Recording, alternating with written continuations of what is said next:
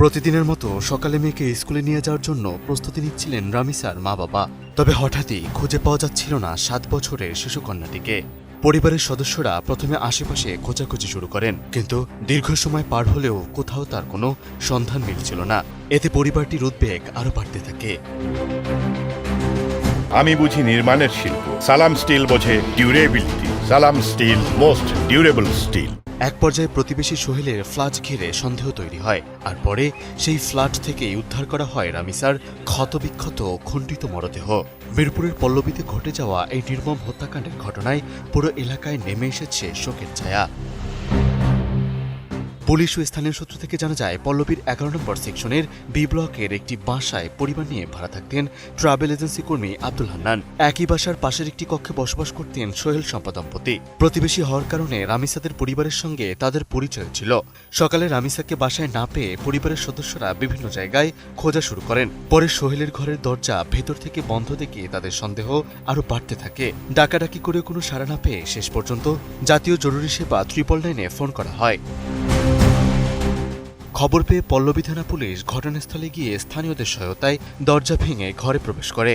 ঘরে ঢুকেই সোহেলের কক্ষে রক্তের দাগ দেখতে পায় পুলিশ। এরপর খাটের নিচ থেকে উদ্ধার করা হয় শিশুটির মাথাবিহীন মরদেহ। আর ঘরের টয়লেটে একটি খালি প্লাস্টিকের বালতির ভেতর পাওয়া যায় বিচ্ছিন্ন মাথা। পুলিশ জানায়, মরদেহ উদ্ধারের সময় শিশুটির শরীর বিবস্ত্র অবস্থায় ছিল।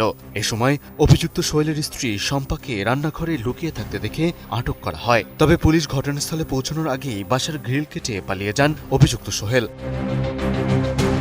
পুলিশের ধারণা, হত্যার আগে শিশুটিকে পাশবিক নির্যাতন করা হয়েছিল।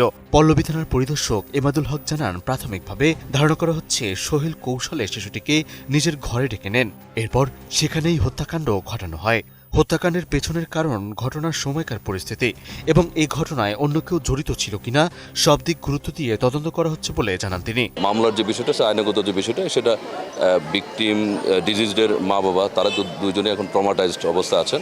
আমরা ওনাদের সাথে যোগাযোগ করে আমরা একটা তাদের মধ্য থেকে অভিযোগ নেব, নিয়ে আমরা এটা ফর্মালি মামলা নেব। এদিকে ঘটনার পরপরই পলাতক সোহেলকে ধরতে পুলিশের একাধিক টিম অভিযান শুরু করে। পরে সন্ধ্যার দিকে নারায়ণগঞ্জের পুতুল এলাকা থেকে তাকে আটক করা হয়। একই সঙ্গে ঘটনাস্থল থেকে আলামত সংগ্রহ করেছে সিআইডির ফরেনসিক ইউনিটও।